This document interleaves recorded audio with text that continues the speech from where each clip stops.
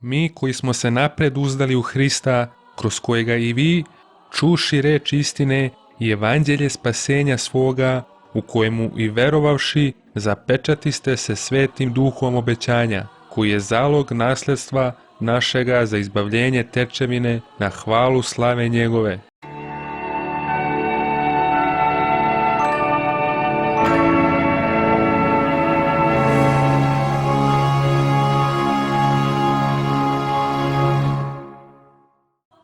Milost vam i mir u ime Isusa Hrista. Apostol Pavle nam u Efescima 1.13 ostavlja definiciju procesa spasenja. Koje je to evanđelje spasenja? Rimljanima 1.16. Jer se ne stidim evanđelja Hristova, jer je sila Božja na spasenje svakome koji veruje.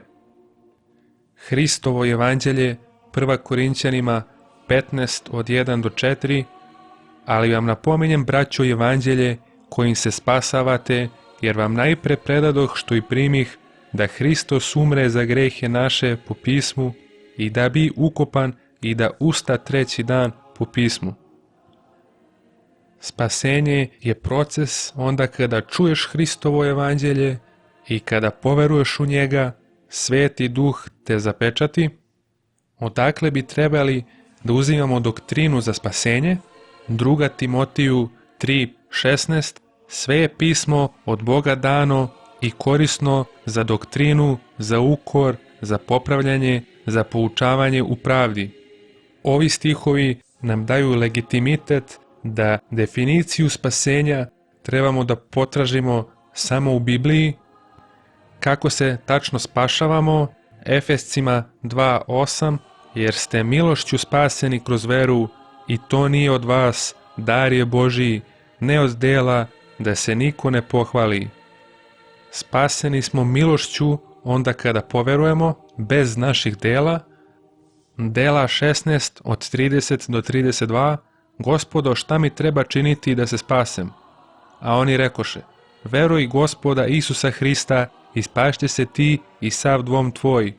I kazaše mu reč Gospodnju i svima koji su domu njegovu. Reč Gospodnja je Hristovo evanđelje.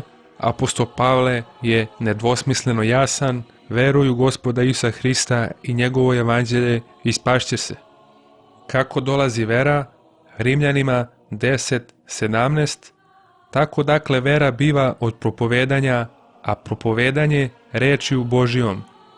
Danas smo jedino sigurni da je Biblija reč Božija i da bi u Bibliji trebali da potražimo u šta tačno treba da verujemo. Da li možemo izgubiti spasenje?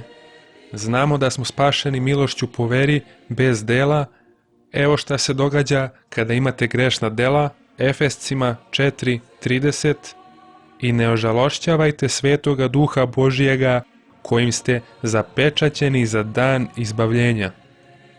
Da se spasenje delima može izgubiti, onda spasenje ne bi bilo po milosti, već bi bilo po delima. Pošto je spasenje po veri, šta se događa kada neko prestane da veruje, da li je izgubio spasenje? 2. Timotiju 2.13. Ako ne verujemo, on ostaje veran, jer se sam sebe ne može odreći.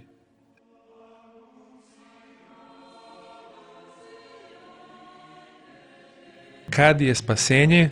2. Korinćanima 6.2. Evo sad je vreme najbolje, evo sad je dan spasenja.